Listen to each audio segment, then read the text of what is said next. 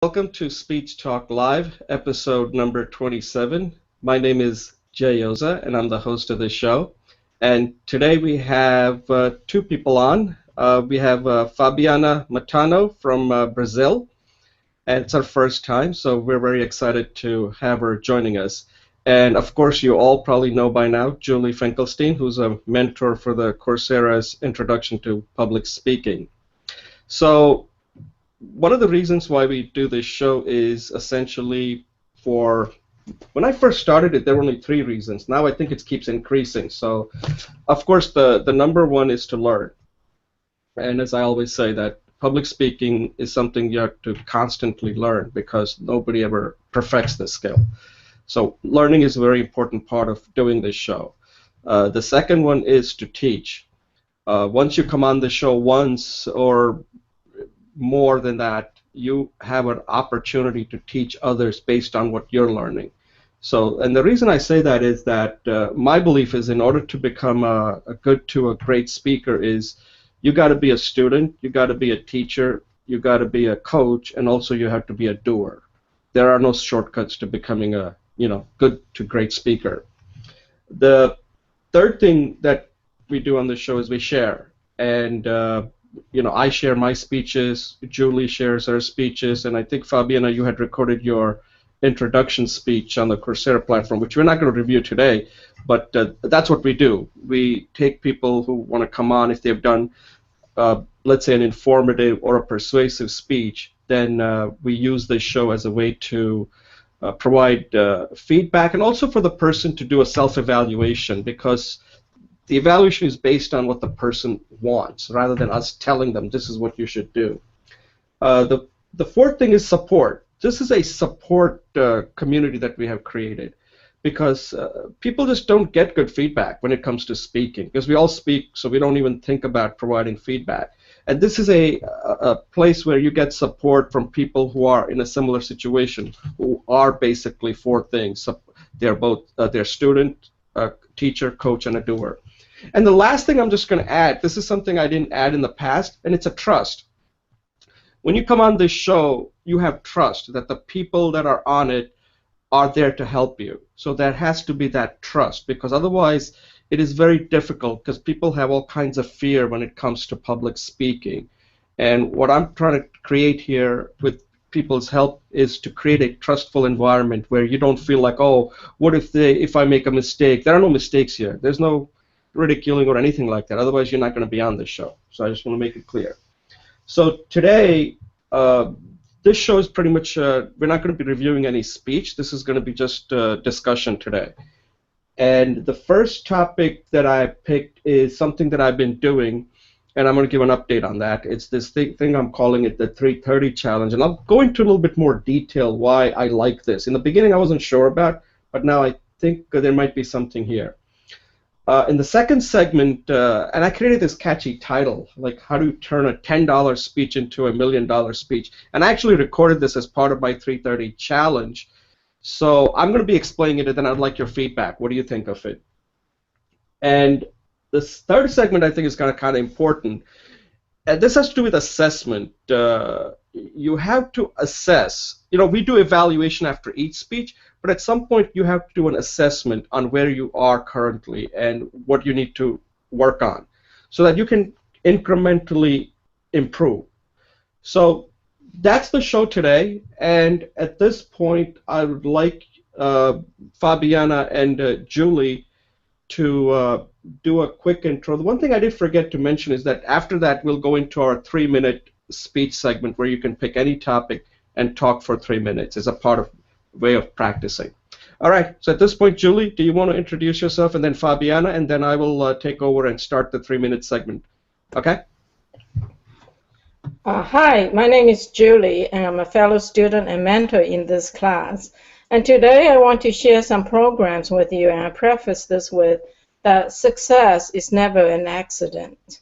To succeed in any goal in your life means practice, and public speaking is especially so. So participating is a great way to oomph up your skills. So I invite you to this program, Speech Talk Live by Jay. Also on Saturday mornings, I have a reading and discussion program for those people who would like a little bit more warm up. And we use the theme of uncovering our success as a platform to find books. Right now we're reading the 7 Habits of Successful People. I'm starting a Wednesday evening workshop collaboration, Succeeding from Vision to Action, and that will be, right now it's a phone call, a free conference call, but I'm open to change it to a hangout. And finally, I'm doing video commentaries and professors' lectures. That's my second round of working with this class. So please come and practice with any of these programs. And my name is Julie. You can email me at julieclw999@gmail.com for more information. Thank you.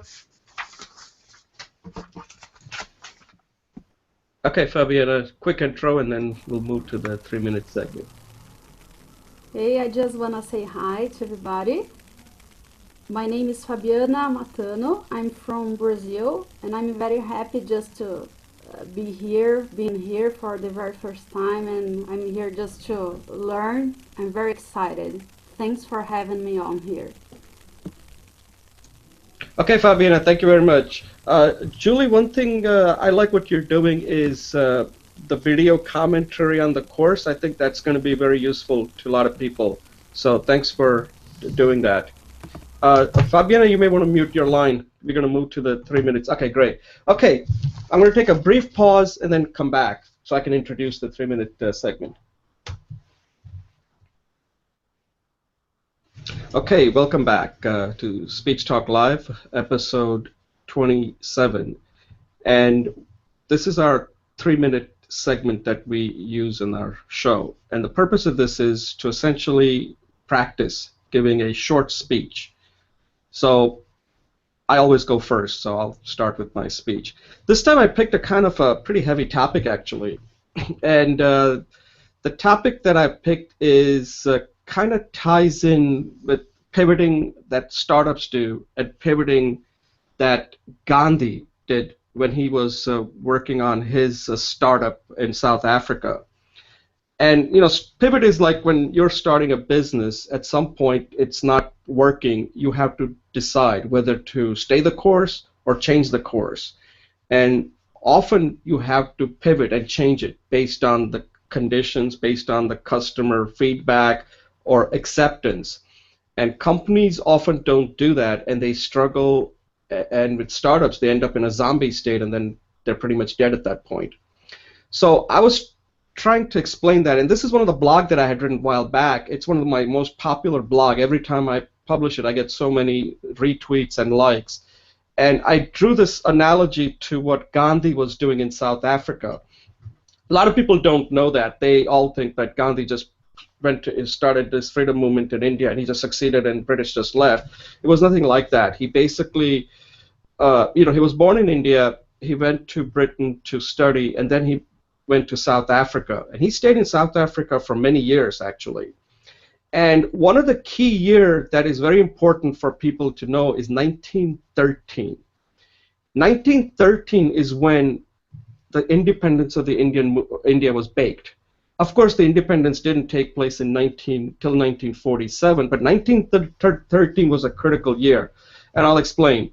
So Gandhi was doing all this experiment with passive, resistance, and in a sense, he was essentially a failure. The whole movement wasn't going anywhere. It was like a startup movement. I don't believe he's ever had more than 16 people, because let's face it, when you engage in peaceful protest, people were getting arrested, they were losing business, and most of the people that were part of his resistance movement were his family members. But then something happened that kind of fell into his lap in 1913. There were these indentured laborers who were brought from India to work in South Africa in mines, and they were not happy with their working condition. So they, left their job. They walked out as a protest. And they really didn't have a leader who was actually organizing them. They just were fed up with the working condition, because the person who was assigned to really address their conditions didn't care. He was morally into focusing on the owners, the mine owners, etc., realtors, people who own land and all that. He didn't really care about their working condition. So Gandhi essentially represented them, and he had never focused on these indentured laborers, because if you know anything about India, we have this caste system, and these are people who are from low caste, and Gandhi never focused on them. He thought that people who would really understand this peaceful, nonviolent movement, resistance, would be educated people. And when this happened, he was able to organize them and get them the conditions, some of the conditions they were looking for. And what this did was that finally, this was the pivot that Gandhi didn't know before, that the success of his movement lay with these indentured laborers, poor people, not this so-called educated people that he was focusing on. And what made Gandhi the person who could lead India to freedom was that he developed this insight that nobody in India had that. So when he went to India, he knew how to mobilize all these poor people and make him part of this massive nonviolent movement. And only Gandhi could have done it. Other people were smart. I mean, they had lawyers and all these other people, but they had no clue how to gain independence in India. They just thought that, oh, we'll just go and attack them. We'll just start a revolution. And Gandhi said, that's not going to work. And it was Gandhi, that insight that he got from that indentured labor strike gave him that insight that changed the history. So I just wanted to kind of discuss that here as part of my 3-minute speech, because a lot of people don't understand it. They just think that Gandhi just was doing something in South Africa, then he just went to India, and that's how India got freedom. But the key year to remember is 1913. If he had left South Africa in 1912, we would have never known who Gandhi was. That 1 year made the difference, and that 1 year essentially fell into his lap. It wasn't something that he was driving. So anyway, that's my 3-minute speech. Julie, do you want to go next?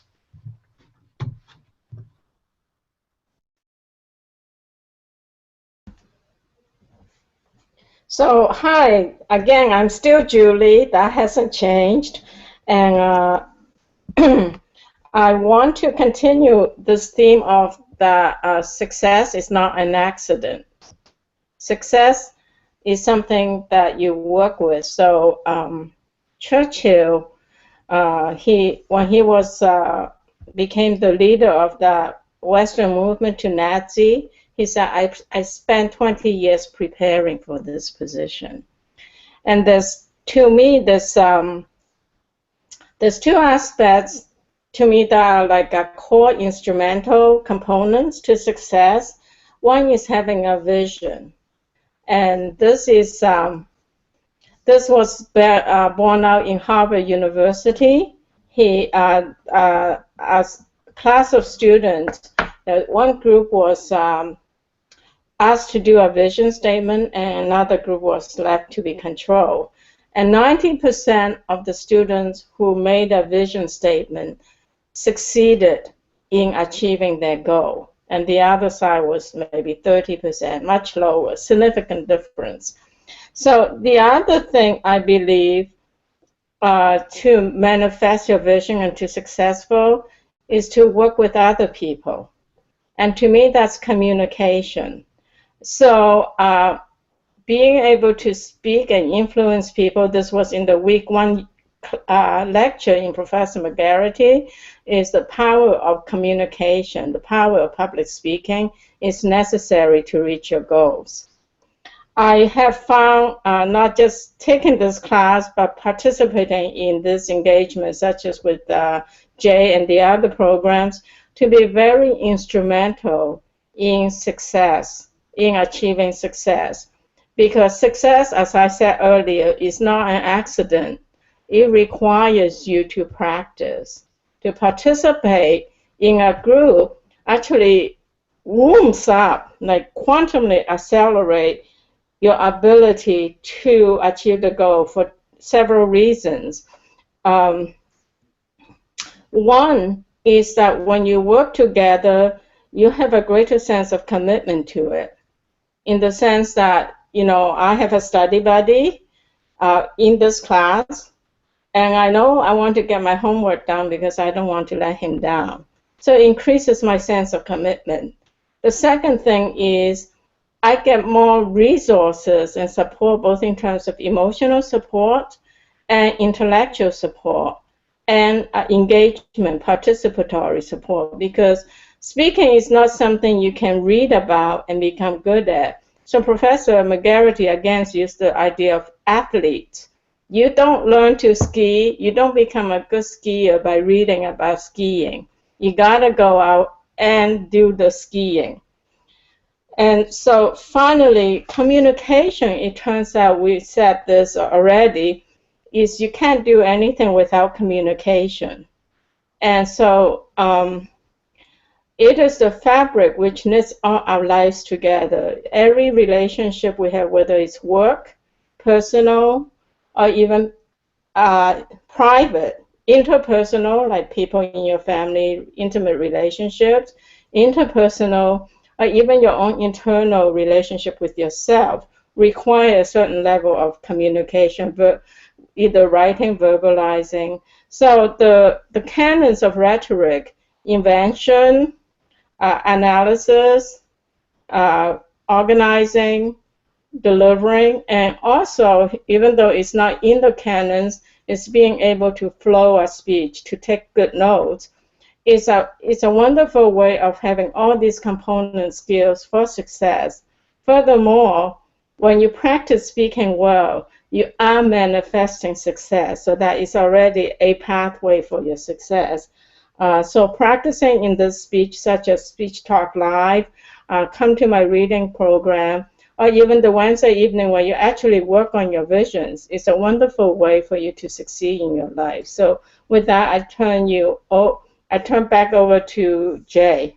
That keep on practicing, and your success will not maybe accidentally. It appears accidental, but it's real. Thank you.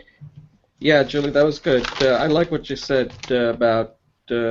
I like this thing, which I think at some point you may want to expand on that, having a study buddy, because a lot of people don't have that. And what would you suggest that they do when they want to improve? Because I think a lot of people don't finish the course because they don't have a study buddy.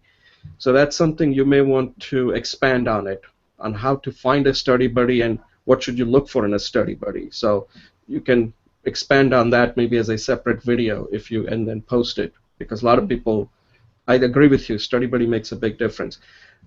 All right. Well, you're my study buddy. I'm here every week. Yeah, no, but the one you're going through the course with. But anyway, Yes. I'm giving you a homework.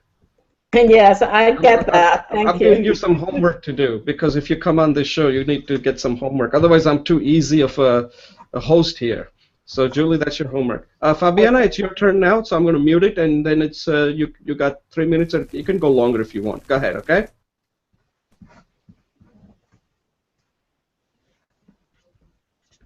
You to come to Brazil on your next vacation. But why Brazil? I'm not talking about evident, obvious points like carnival or nature or soccer, but I want to talk about a different mindset here, because here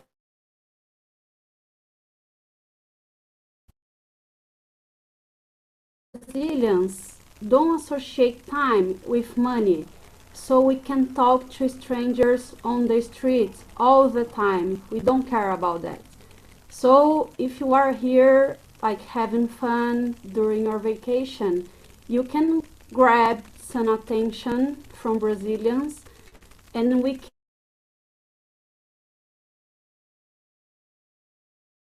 into time management, because I have many goals just to achieve.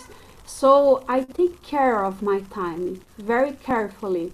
But even if a stranger comes to me on the street and wanna talk something, I can stop everything I'm doing just to give some assistance,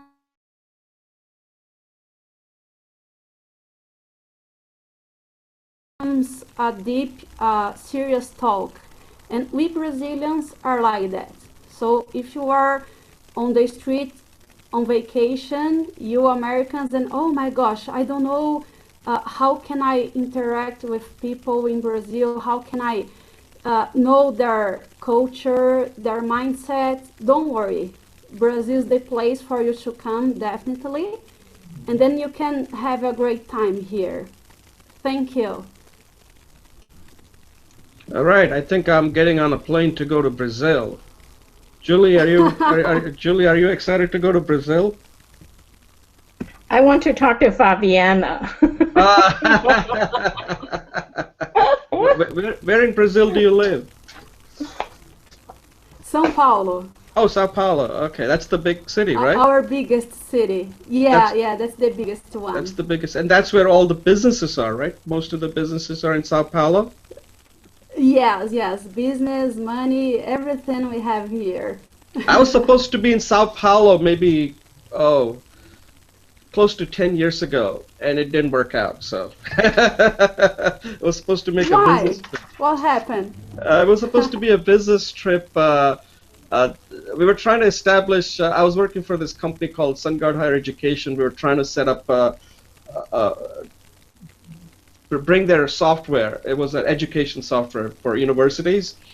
And the executives just kept on delaying it. They were playing it so safe, like, what if this doesn't work out, that doesn't work out? And all we're trying to tell them is sort of like what I just gave my speech on. I said, just go in there, try it. What's the worst that can happen? If it doesn't work out, then we're out. And everybody wants to be in Brazil because there are two countries you have to be in, right? In South America, Brazil and Mexico. And Brazil is the must, that if you want to succeed, you got to be in Brazil. But these people, executives just took their time, and eventually I ended up leaving. So I don't know what happened. So I didn't get to go to South. In fact, I had even purchased the Rosetta Stone on how to speak Portuguese, and I didn't get past, a couple of words now. So, in fact, it's interesting that I come from India, right? I was born in India. The word Bombay actually really? comes from Brazil. Bombay, it was Bombay, something like that, and then it turned into Bombay, and now they changed it to Mumbai. Mumbai. Okay, so everybody, we're gonna go to the next segment. So that was very good, Fabiana. So see, you did it. One thing I'll comment is somehow your audio was breaking up. So I just wanted to let you know that when you watch it, it breaks up. But I didn't want to stop it because I'm not sure there's much we can do from here. So you may want to check and see if the connection it could be the connection issue, but just wanted to let you know that the audio was breaking up a little bit. So some of the things you were saying I didn't completely make out, but it sounded good. So I just wanted to let you know. And one thing I got was that we should be coming to visit Brazil soon. You should be part of their, what do they call those? People who kind of get people, like not in the tourism, what do they call that? The tourism advisor or something like that, right? Okay, if you can mute your line, we'll go to the next first segment, okay? Okay, great. I'm going to take a brief pause and then we can move to first segment.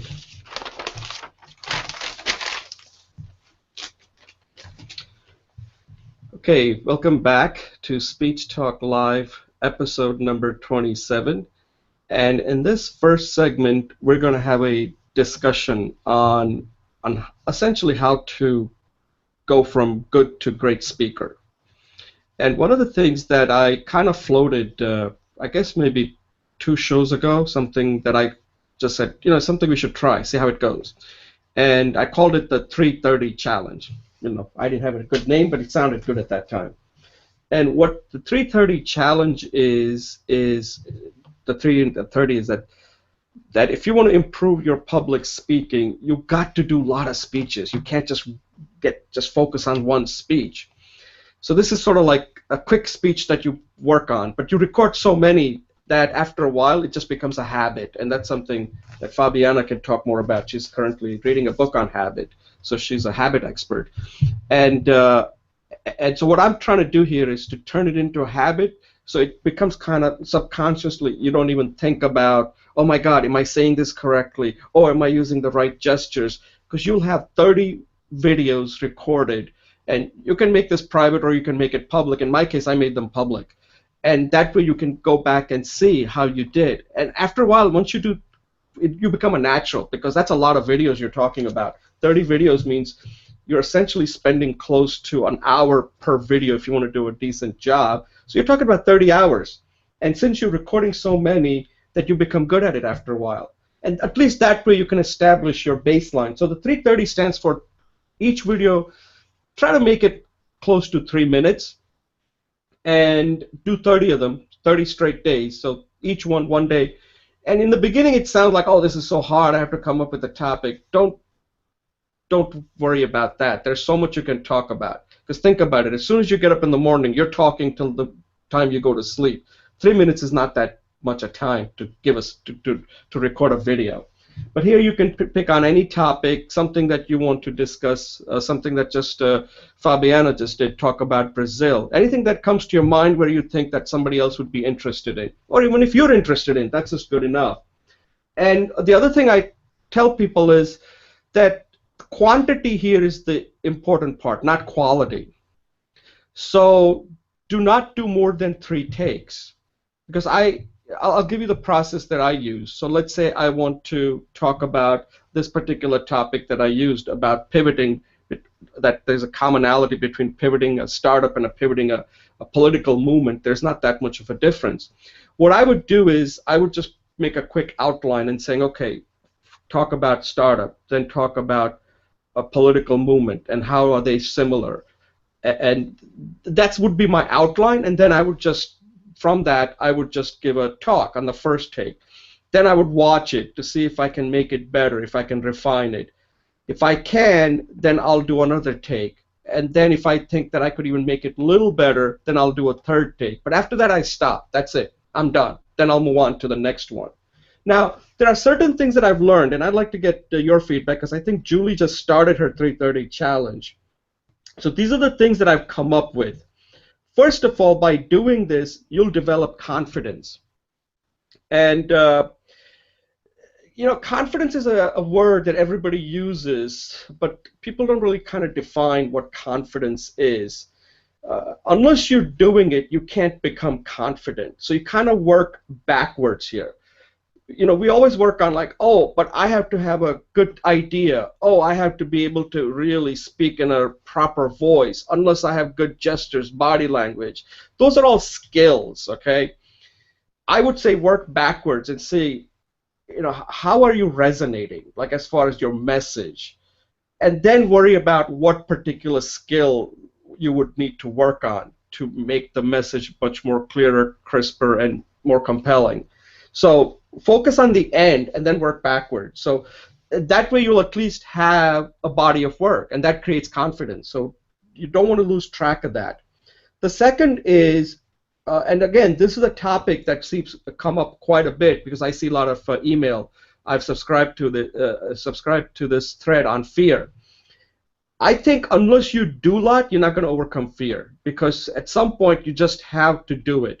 And the 330 challenge, I don't think is that difficult. I know there are people who have difficulty speaking in front of a camera and all that, but I would just say just do it. It's private. Nobody, if you don't like it, don't make it private. Just record something. Just say, don't even record something. Just stare at the camera. Start simple, and then you can just read something. You can just pick a book and just read a paragraph. That's something that Julie works on in one of her classes. But start somewhere. In the beginning, just start looking at the camera for 7 seconds. Then you can start reading something, because when you're reading, you're not looking at the camera, so that shouldn't be that difficult at that point. And then and slowly just start building it up from there. That's if you really have fear. And eventually, you will start overcoming your fear little by little. And that's how it starts. The third thing is that after you've done 30 speeches, you can start baselining your speaking skills. You'll have a good measurement on where you are. Because after 30 speeches, you pretty much know what you need to work on to get to the next level. And you'll have that confidence to know that too. And the last one I'll say is that then once you have 30, you'll be very attuned and focused on what you need to improve. So I think that the one that I just did a little while ago, I'll turn that into my 330, and that was my last speech. So I'm actually done for the 3:30 right now. So I'm feeling good about that. Julie, what do you think? Where exactly are you? And like, what do you like about 3:30? And what do you think that we could like? What could be improved as far as I don't know where you are with your 3:30. Maybe you can comment on it. I just commented. You've been seeing a lot of the 3:30 things that I've been posting, and the one that I just recorded just now, that will be my 30th. That's why I wanted to save it for today. Okay, so first of all, thanks, Jay. I really think the 3:30 idea is excellent idea because one of the fathers of habit psychologists who talks about habit is Malt, M-A-L-T-Z, and he says it takes 30 days to create a habit. Actually, what I found is before, like, I think that your ideas, your 3 points are really well taken. I find that one of the commitments I made with respect to the 3:30 is to review all of your videos and to make a comment on your videos. And that actually is a very easy entry into it because I see you again and again, and just a commitment to have to make a comment makes me watch the videos more carefully.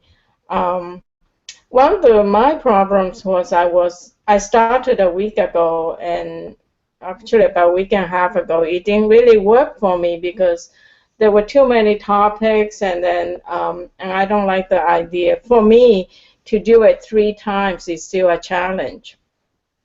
But so my commitment now is to do a daily commentary of Professor McGarrity's videos because one, I have already gone through it once.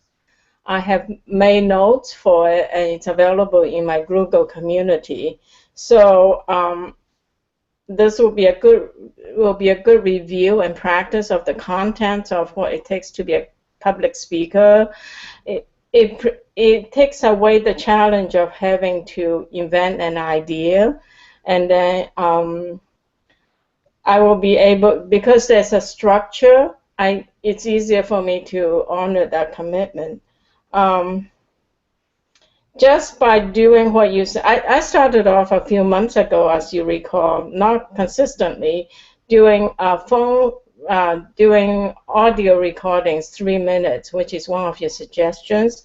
And so I've done a lot of these in different formats. I can feel that it's really working, and I'll talk more about it when in your next segment. In my opinion, as I watch the speeches you have made, I think you've become more organized and you've become more fluent, and your body language is more flowing. I know you have a back problem, but I would encourage a little bit more movement, which is something that Professor McGarrity talks about. He gave 3 hints for practice. One is don't stop. The second one is speak louder. And the third one is to move as naturally as you can. So I think, Jay, for you, your volume is good. You don't stop. So I think your next challenge for, just based on what little I know, is that you could introduce a little bit more natural movement into your speech. That's what I have. Thank you. Yeah, so let me comment on that. The movement is going to be a problem because of the medium. I'm a little conscious of that because, like, if I'm staring at the camera, I don't want to move too much because it can become distracting. So I don't know how to overcome that because I've seen some videos where I moved a lot, and the feedback I got was, I'll try something new, like you mentioned, move a little bit more. But then also I have to make sure I have enough space here because I don't want to go out of the angle and then come back in, because then people think like I'm showboating too much. That might work when you have an audience. They don't notice it, right, because you're there. But if you're on a camera and you're moving too much, I don't know. I'll have to try it to see. I haven't done it like that. So until I do it, it's kind of hard for me to see at this point whether that will be effective or not. But I take your point that there's one thing I need to work on is maybe a little bit more on the movement part. So that's a good feedback because now I have something to look into. Yeah, if not move, maybe even just take one step back, but take a long time and then come back slowly. Right. And the other thing is maybe more gesturing. Yeah. A little bit more gesturing may help to increase the sense of dynamism. Yeah. Right. Thank you. Okay. So one thing, let me just suggest one thing that you were saying about what you're doing. Like when you're going through these videos, because I do that too occasionally. I'll go through Dr. McGarrity's video. You can just pick one particular aspect of it rather than just give a complete summary of what he's saying, and just say, hey, let me just tell you about this particular topic when it comes to invention, because you have to have an idea. And one of the biggest problem that you are seeing with students is, or you can even give your own personal example since you have done a lot of speeches now, that one of the biggest difficulties that I see with people, and I see this with my dad, the other day I was trying to help him a little bit, and the difficulty is arrangement. People just have real tough time arranging their speech.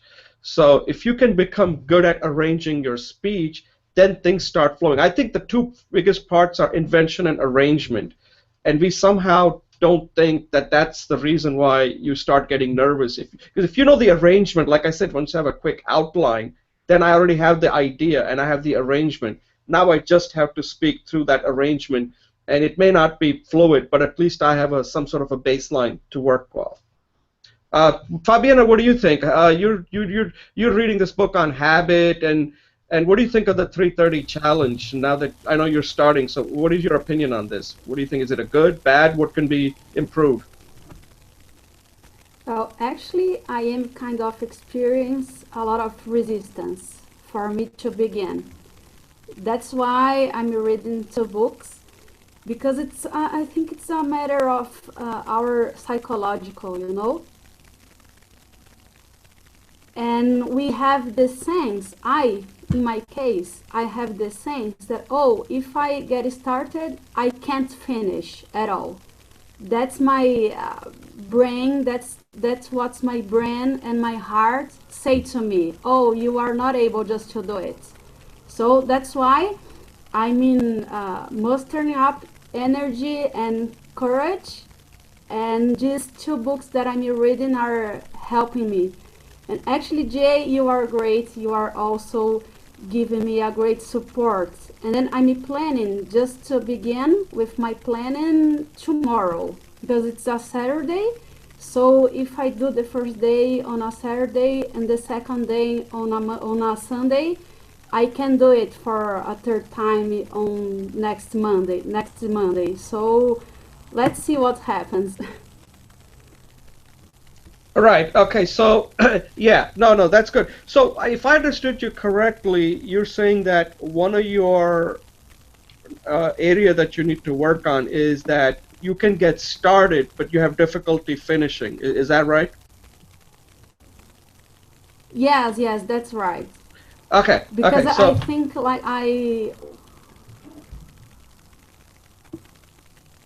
go ahead. No, I think it's like our thoughts are all negative when we are trying just to learn or start something new. So, oh, okay, I can do for the first time, but I won't have the time just to going ahead with that for the second or the third days. And only negative thoughts come to my mind, and then I don't begin. No. So if I'm not able just to do something, just go to the end. I don't want to just to begin with that. So we are like preparing just to get it started. But sometimes I think it's we have a great thing with when we can begin and wait just to see what happens then. Right. Yeah. So let me comment on that. So here's what I would suggest. This is because we all deal with this. One of the research that somebody, and I think this might have been from that course, Julie, that you took with that woman named Oakley, that Professor Oakley or somebody, about learning. And one of the things I think I learned in that class was that they found is that like people tend to read a book multiple times thinking that they'll learn more that way. And what they found is that you read the book once and then test it, and you learn more the more you test yourself. Instead of like, let me just read it, let me just read it again, let me just read it the third time, and now I'll take the test. And then they took some students who did it the other way, saying, I'll read it once, I'll take the test, I'll take the test, and I'll take the test. And they found out that the second group learned more. Now, that's what I'm trying to do here with 330, in a sense that the first time you record it, it's not going to be good. Just accept it. Second time, you can refine it. After you view it, just refine it. So let's say you're going to read this topic today, you said tonight, on keystone habit, let's say, right? So you could just have a speech on, just say, okay, so let me just define to you what a keystone habit is. So that's the definition. Then let me tell you something about a habit which I'm trying to turn it into a keystone habit that could lead to other things. Maybe I'm giving you already this chapter is about. So what keystone habit is that once you take like one habit and you change it, it leads to other positive things that were never something you were focusing on. So one of the example I think he gives in that book is Charles Duhigg, The Power of Habit, is like, let's say like somebody wants to get healthy. Healthy may not be the thing. Let me just think. Okay, speaking is a perfect example. So let's say somebody wants to have good relationships, okay? If somebody out there is having difficulty meeting men or women. Now, rather than just telling them like, oh, you just go to the dance and you'll just meet a lot of people like that, that's direct involvement. Instead of that, you work on a keystone habit like, hey, you know what? If you improve your speaking, then a lot of good things will come out of it. You'll have better relationship, you'll get a better job, and you'll be more successful. So the keystone habit turned out to be something like the 330 challenge. So I just giving you some idea on your next speech that you could work on after you read the book. And similarly, you can just discuss that, just like the way you're discussing with us right now. And that's how you can overcome your fear, just by just having this discussion. Like pretend like you're a teacher, you're trying to teach somebody. Julie, do you have any comments on some of the things that Fabiana said? What do you think? Because like, as you can see, that you somehow can relate to that. She's having difficulty finishing. She can get started, so maybe you can give her, what do you think, what she can do to overcome this? Yeah, Fabiana, I think the heart of the matter is not just speaking. It must be hindering your success in life. If you think you have to succeed before you can take on a task. So I think in Zen, they said just take this breath. You know, the future is not here. So there's a term called future tripping. You don't want to be future tripping. You know, just stay in this moment. And actually, for you, the idea of a study buddy or bookend is very, very powerful because, in fact, I can be your bookend until your study buddy or your bookend until you find someone else. So you can email me. Let's say your commitment, like you said, is to do 3. Then email me your commitments and then just follow up. And also the concept there's no failure because you never know what's in that basket, you know. Just like coming here, you didn't know that you were going to talk to a woman from China, you know, or an Indian guy from New Jersey who lives in New Jersey, right? So there's always unexpected gifts. So I always look at it as like as discovery. I wonder what I will find out if I do this. Instead of saying, am I going to do a good job or not, it's what will I find out. So that's a very personal share on that. So. Yeah, that's a good point. One thing I should point out is, and I think this is something a lot of people are dealing with because I see this in an email. The one thing, Fabiana, that just want to let you know is that speaking is risky. And if you're not speaking, then you don't present a threat to anybody, right? People will always like ignore you if you don't speak. So as soon as you start speaking, you are taking a risk. And so when you take a risk, that means that somebody's going to criticize you, no matter what. That's how it works. And if you dwell on the people that criticize you, then you can't really succeed because you're living their life. You just have to accept it that, hey, if I'm going to speak, there are people who are going to criticize you because it goes with the territory. And you just have to block it out and not worry about it and not even dwell on it. Because, like, I get criticized all the time. And, in fact, I even push the envelope a little bit because until people criticize you, you really don't exist because you're not presenting any kind of a challenge to them. So don't try to please people like, oh, I mean, you don't have to be rude, okay? By this, I don't mean you have to be outrightly rude, but you got to stick to your opinions on what you think. And if they don't like it, then let them come up with a better opinion. And if they say, well, that's a dumb thing, that's a stupid thing, well, then tell me about it that would make it better. So, like, let's say I gave a speech, and you saw that Julie just gave a feedback. And that feedback was a constructive feedback saying, hey, you know, maybe you want to step back and move. That's showing me what I should do rather than saying, you know, your speech needed more movement. That doesn't tell me anything. That's just, anybody can say that. But if somebody's not being constructive, then they're really of no help to you. So, yeah, because one of the things that, I guess because we've done it now for quite some time, we don't even think about it, but I can see that it can become an issue for somebody who's starting out, worrying like, well, what will people think? Don't worry about what people think. Except most think about it, they're not going to like it, but it doesn't matter. You just have to stay focused on what you're doing, which is, I'm going to record it, even if it's bad, because in fact, the bad it is in the beginning, it's better for you. So that later on, if you become really good, which you will, you can show them, like, look, here's where I was and here's where I am. That change is what you need to show. So I think overall, don't worry about it that if it's not perfect. In fact, perfect is going to hurt you more than anything. Just good enough is good enough. Okay? And no speeches are perfect, by the way. Okay? Speeches can never be perfect because no matter how perfect you are, there are always going to be people who are not going to like your speech. Okay? Any closing thought, Fabiana?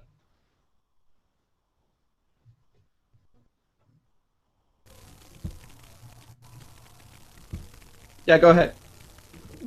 No, that's okay. I wanna just thank you too, both of you. You are great. And I'm mentally taking notes of every single word you are saying to me, and that's very important. So I will sleep on them, definitely. Thank you so much. Yeah, thanks. Yeah, we like you already. This is all recorded, so you can then watch it. So you don't need to make notes. All of this is going to be recorded, so you can go back and view it and you know, study it, I guess. That makes me think like I'm saying something very important here. You can study what I'm saying and make it sound like I'm some kind of a guru here. Anyway. That's okay, thank you. Okay. All right, so at this point, I'm going to take a brief pause, and we can move on to the next segment.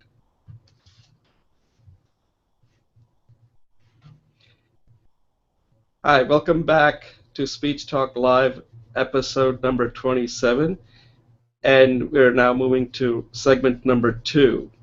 And in this segment, I made a video as part of my 3:30 challenge, and I provocatively called it How to Turn a $10 Speech into a $1 Million Speech. Okay. Now, it sounds kind of funny, right? Like, oh, this guy is like really like hyping this up. But I explain it that it's not that far-fetched. I mean, if you want to really succeed with your speech, so let's say you spend hours, days, weeks, months. If somebody after you give your speech cannot describe it in a catchy phrase, what your speech is about, then I'm going to ask you did you waste your time, or what did you do? You just made noise, right? You gave a speech, but nobody remembered anything.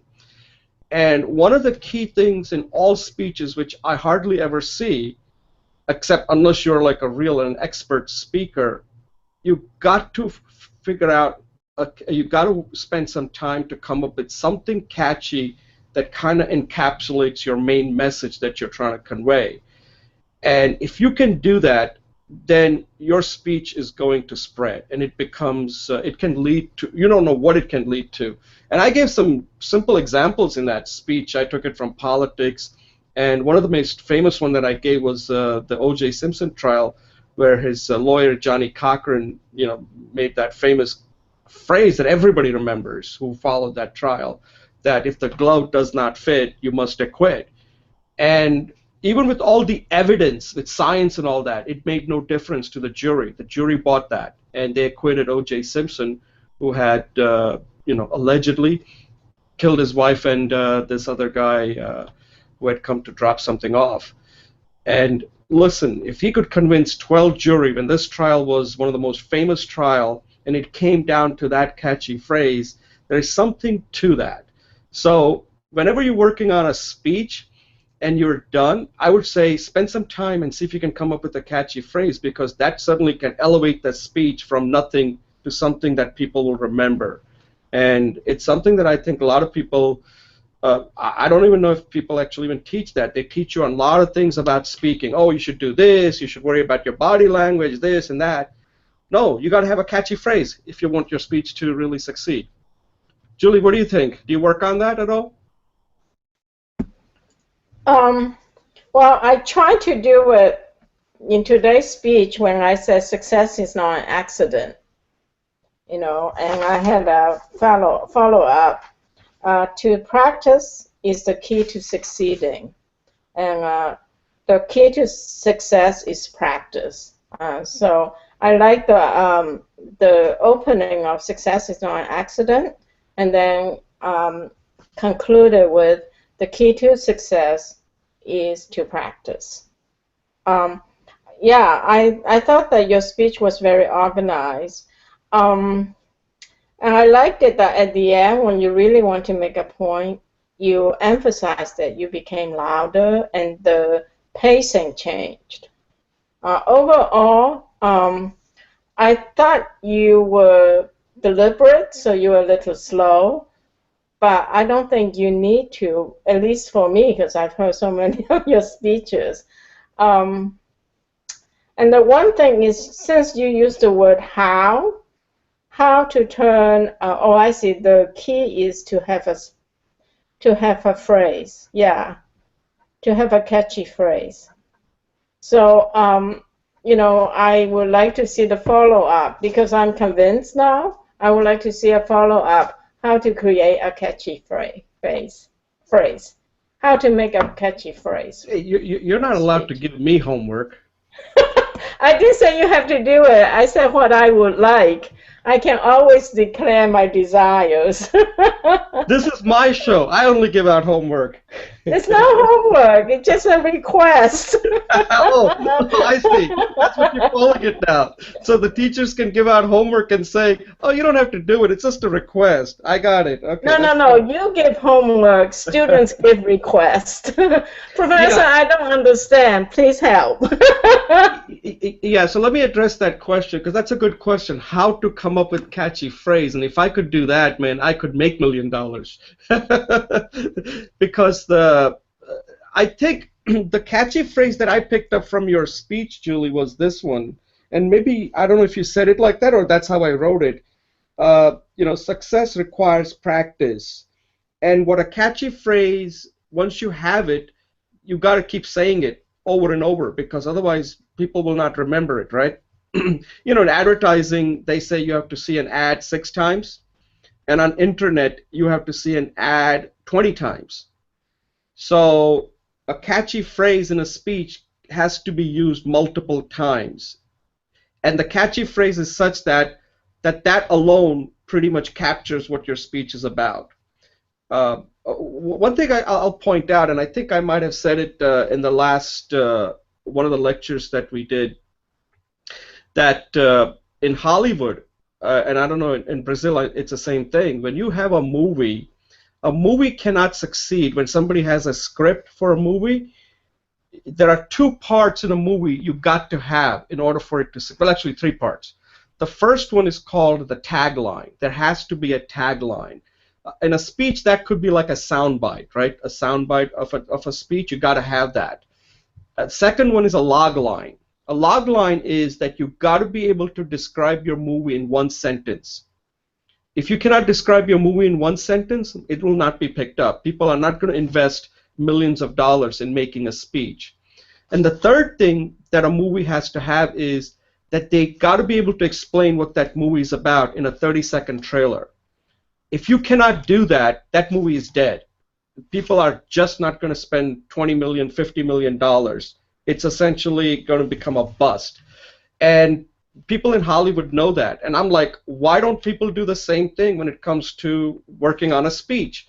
That's what one of the things that Fabiana we did a while back was some method that I'm creating called the lean speech method, and that includes this, right?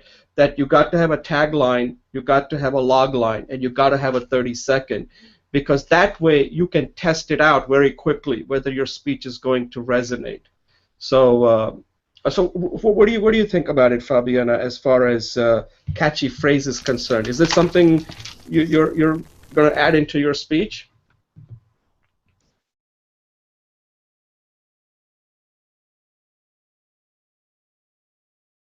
You're muted. You got to unmute your line.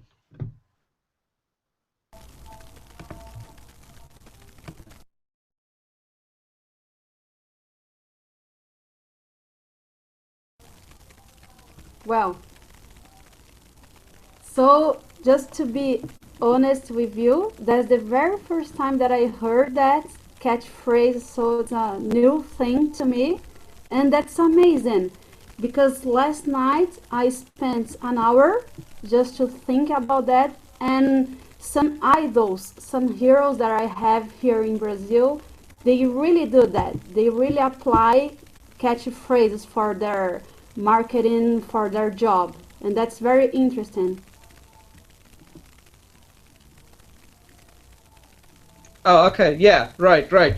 So the concept isn't anything that I've created. It's just that it works in marketing, it works in advertising, and my thing is you have to use it also when you're working on a speech because essentially your speech is your product, by the way. You have to think of your speech as your personal product. And if you have a product, you got to know how to market it. You got to know how to sell it. Because a lot of people think of speech as just like, I'm just going to inform it about what I know. It's not a brain dump. You don't give an information dump.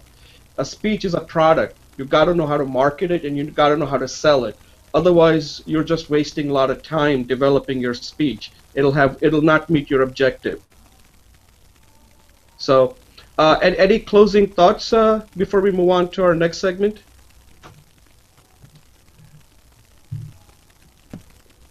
I think excellent idea, excellent concept. As Fabiana says, amazing. Oh, okay. Okay, great. Yeah, I think this is something we can come back to. And if I'm next time when I give a speech, I'll tell you like this was my catchy phrase, or maybe play a little game. See if you can come up with the catchy phrase from my speech. And if you can, then you win a prize. You get an extra second for the 3-minute speech. Okay. See, Julie's happy because she needs that extra second. Oh, I'm going to, one thing before we move on, this has nothing to do with the catchy phrase, but it's an excellent quote that I came up with. And this is a very important quote. It comes from a golfer named Ben Hogan. And I'm going to read it to you, okay? And it's a little long, but I think it says a lot about how we can apply this to our speaking skills. And this is what he says. Okay, I'll quote. In 1946, my attitude suddenly changed. I honestly began to feel that I could play fairly well each time I went out, that there was no practical reason for me to feel that I might suddenly lose it all. I guess that what lay behind my new confidence was this. I had stopped trying to do a great many things perfectly because it had become clear in my mind that this ambitious over-thoroughness, my perfectionism, was neither possible nor advisable nor even necessary. All you needed to grow were the fundamental movements, and there weren't so many of them in my shot making started to take on a new and more stable consistency. Now, he's talking about golf here. And the key thing he's talking about it is that once he started not focusing on his over thoroughness, perfectionism, and he didn't even think it was even advisable nor even necessary. So what he's saying is that in golf, if he was scoring, he didn't worry about whether he was hitting the ball well and all of that. All that thing led to the score. So if your message is resonating, then don't worry about like, oh well, I need to I need to have a better body language. I need to have this. I need to have that. Because once you do it that way, then you'll never get to the end. So I just thought that was a pretty interesting quote. All right, I'm going to take a brief pause and we'll move on to the next segment. Okay, welcome back. This is Jay Oza, Speech Talk Live, episode 27, and this is the third segment. In this third segment, I want to focus on assessment. And I know we're all trying to improve our speaking skills, and we all start out with goals. If you do, one of the things I recommended is to start with a goals video on what you're trying to accomplish. But I think, even we evaluate our speeches, but one thing you have to do periodically is do an assessment on where you are with your speaking skills, so that you can you can improve. And I had actually had some questions that I had posted that maybe you may want to go over. So these were the questions that I had. Where are you right now? What you need to improve? What are you going to do about it? What is your time frame? And what happens if you don't stick to it? So I'll go first. So where am I right now? Well, where I'm right now, I would say is that I definitely need to. I'm pretty happy with where I am right now. In that today I finished my 3:30 challenge. So I'm definitely doing all the right things to become a better speaker. I need to improve few things. Some of it is kind of outside my control. I would definitely like to give a speech in front of a live audience and see how I can translate everything that I'm doing in video and on this show in front of a live audience. So I can only do what I can control, and I'm doing it through video and getting some feedback from people like Fabiana and Julie and others who are on the show, because that's the only way I can test it. Because other people are not going to spend the time that you guys are. So I thank you for doing that. It helps me too, because I'm learning. The third question is, what am I going to do about it? Well, I'm just going to keep on, practicing, and also doing my own evaluation. Exactly what I'm doing here, teaching, because I think by teaching people that are coming on the show and also through the forum, I learn a lot. And one of the things that I had mentioned to Julie that I'm going to do is I'm going to create this video about how to overcome fear of speaking, because a lot of people really need that. And I think I can provide some help there based on my experience and learning from others on what's preventing them from becoming a confident speaker. So I think I could help there. So that's something I'm going to do by teaching, by learning, and also I try to coach myself, because it's very hard. Speaking, another thing that people don't realize is that you kind of have to become your own coach, because other people are just not going to spend the time. And if you're going to look for a real professional coach, they're expensive. And they have to be good too, and you have to be comfortable. And unless you get to a certain level of skill set, then you can go and look. Like, let's say suddenly you start working at a company, or you want to get to the next level, then it may make sense to say, okay, now let me see if I can get a professional coach. But still, you really have to know what specific things you want the coach to work on. So what is my time frame? That was number 4. I think my time frame is what I'm trying to improve is I think I've done the 3:30 challenge. I've done the only thing that I've really not done that I need to work on is to get more real live engagement to speak with people, because I think I'm doing all the right things when it comes to, and Julie can be my witness here, that I am recording a lot of videos. I am showing some improvement from one video to another, not from one to another, but like when you look at 30 of them, you do see some improvement as far as the organization is concerned, the arrangement. Maybe I can be more with my, I could use better gestures, maybe more movement. Those things I can work on. Yeah, sure. And what happens if I don't stick to it? Well, I'm going to stick to it. If I don't stick to it, then I'm not going to improve. So that's kind of my assessment, sort of going on the record, that overall I am pleased, but there's still a lot of room for improvement. And as far as my motivation is concerned, I take this very seriously. I take this show very seriously. So I haven't let up yet. I am in fact stepping on it, as Julie can tell, that I basically finished all my 30 videos in like less than a week, I think, a little bit more than a week. So I'm okay, but there's always room for improvement. Julie?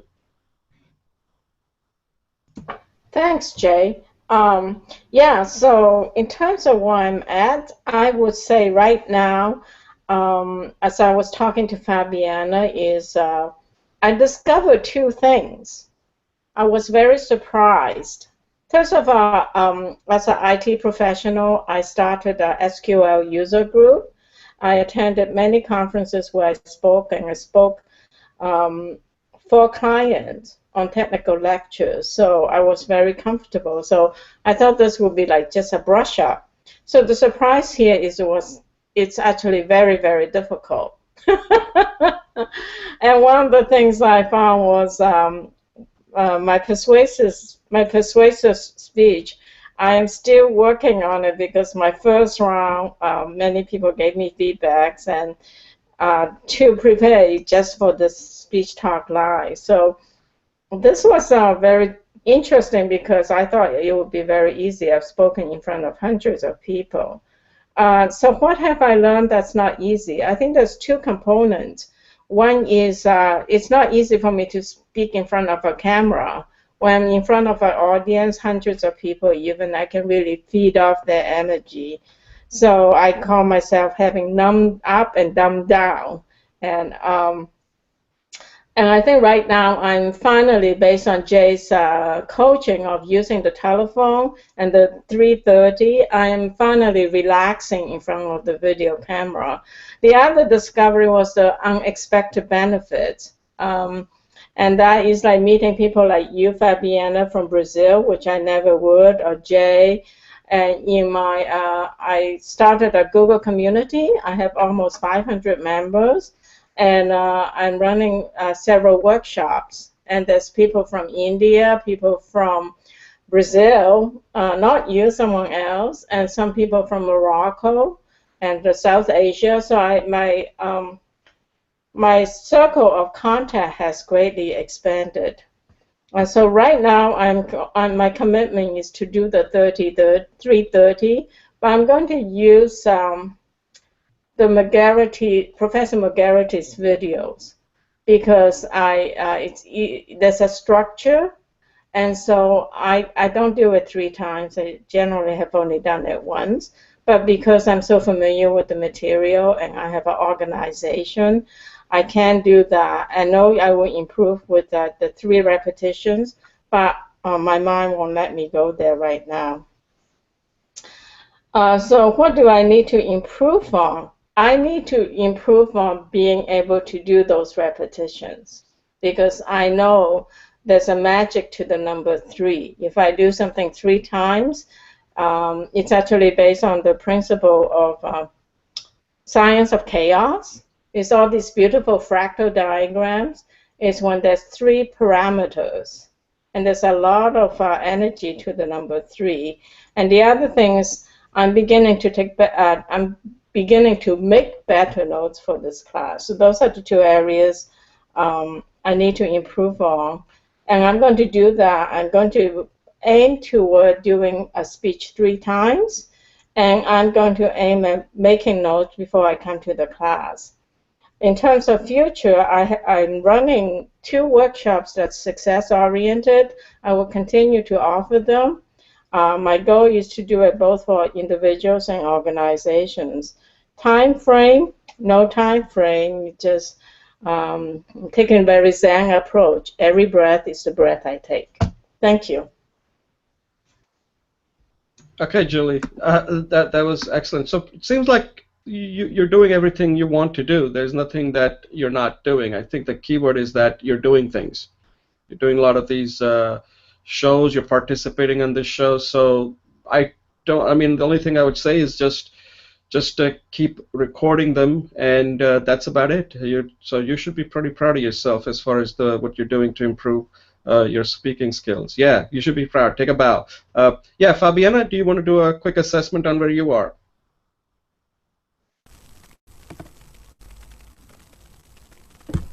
Well, at this moment, I just wanna finish my Coursera course.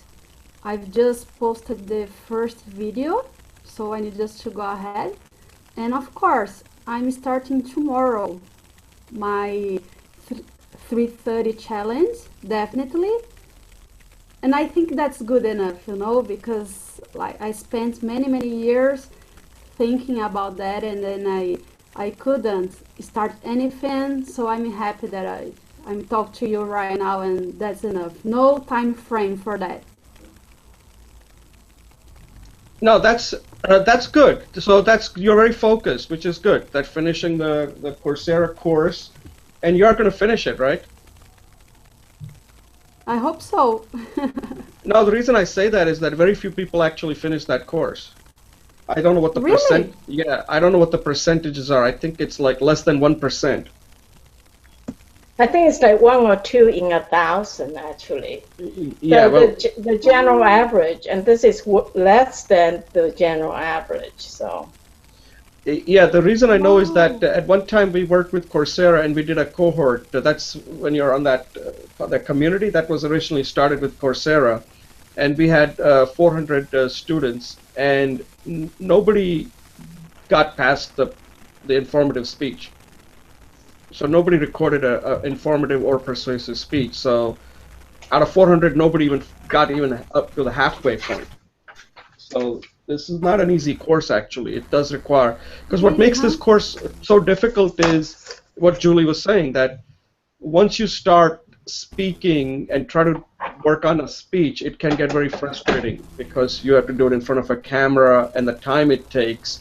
And a lot of people, I guess, they don't like posting it and getting a feedback because some people will tell them exactly what they think, like, oh, you need to work on this. Because also a lot of things is that even though Dr. McGarity tells us exactly what kind of feedback you should give, but some people, like I've gotten some feedback where I've done a speech where somebody has given me 5 and somebody has given me a 1 saying, oh, you need a lot of improvement to work on. I'm like, but what? They don't tell me anything. And some people don't like that they get really but they don't like that rejection, like, oh, I put in all this effort and these people didn't. Because a lot of people are taking this course as students, they're not like professional in a sense of how to give feedback and all that. And I'm just going from my experience that I can do a perfect job on a speech. I mean, not perfect. I can do a very good job, but the ratings could come back from 5 to 1. It's like it can vary. It is not like, okay, this is okay. I mean, some of the speeches I've given are good speeches, right? And some of them will give me an excellent. But then there are some who'll give me like 1. You tried hard, keep working on it. I'm like, what kind of feedback is that?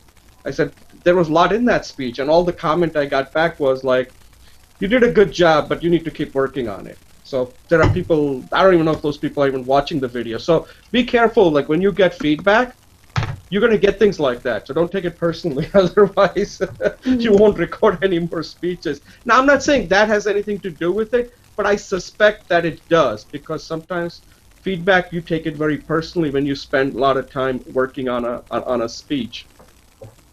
So I think you guys are all both on track. And any closing thoughts, Julie and Fabiana, before we close out the show?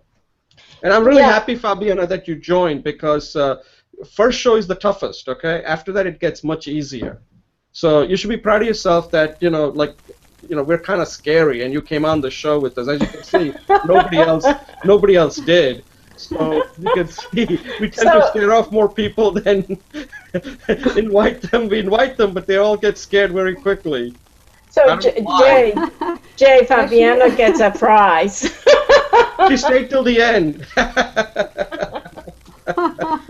Julie, I think and it's you you. didn't invite me, huh? I think it's Julie that's scaring people off.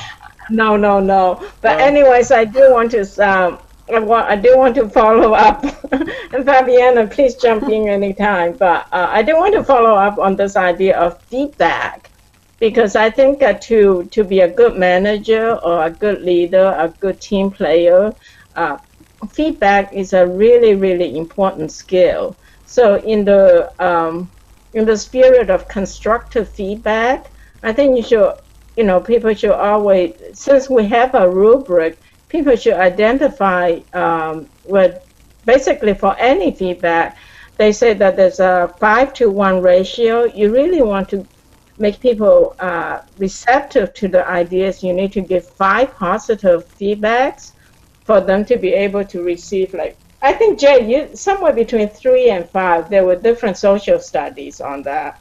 But basically, you want to make people feel really warm and cozy before you can give people it's never should be never be negative, should be always constructive. And constructive feedback means, as Jay has said, is always give people some options to explore how they can improve it. And I think that's a really key skill to be good managers, to be good leaders, to be good team players. And so I just really want to underscore again, when you work on the different skills here in the public speaking, these skills are generalizable and scalable to other situations. yeah. I'll get off my pedestal. No. No. I mean that comes up, and I think what the point that Julie's making is very important because most people don't know how to give feedback, and the other thing is most people don't know how to receive feedback. In fact, I think we spent a couple of segments on that. One was receiving feedback, and one was giving feedback. And if you want to see how to do that, I'm not saying this is a perfect way. There was a person named Sajid. He came on with his speech on framing effect. And my rule is not to give people feedback. Feedback is something that you should be asking me. So the first thing I do is, like, if you were to give a speech, I would say, well, Fabiana, what did you think of your speech? And unless you give me the freedom to give you feedback, I shouldn't give you any feedback because the feedback is something you control. I cannot give you an unsolicited feedback because you're not going to receive it anyway. So if suddenly, feedback is something I have to ask. Like I asked Julie, what do you think? So I'm giving her freedom.